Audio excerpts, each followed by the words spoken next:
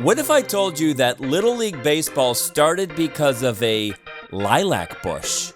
In the same way Doc Emmett Brown came up with the idea for the flux capacitor after slipping on a toilet while trying to hang a clock, Carl E. Stotz created Little League after running into a lilac bush. In 1938, Carl Stotz was catching baseball with his nephews when he stumbled over said lilac bush.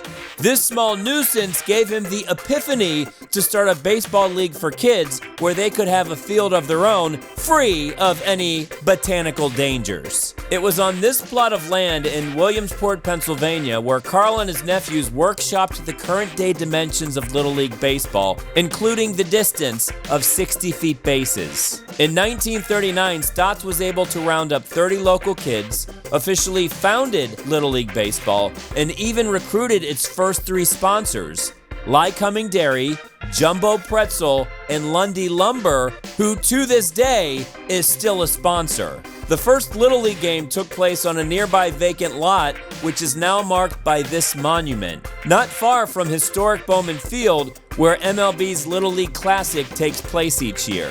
The local parks department finally agreed to build a baseball diamond, and in the early 1940s, Little League was moved to its original test kitchen, Memorial Park, which today is known as Carl E. Stotz Field. This was the first home of the Little League World Series, hosting the event from 1947 through 1958, including Angel Macias's perfect game in 1957. If you ever visit Williamsport, you can check out the mini museum at Carl Stotz Field, and you'll also be encouraged to get on the field, which is still used to this day. You gotta love the wooden bench bleachers, the gravel warning track, the first ever remote control scoreboard, and the old school wooden outfield fence. And if you happen to throw a pitch on Carl E. Stotz Field, you and the immortal Cy Young have something in common, as he threw out the ceremonial first pitch at the 1955 Little League World Series.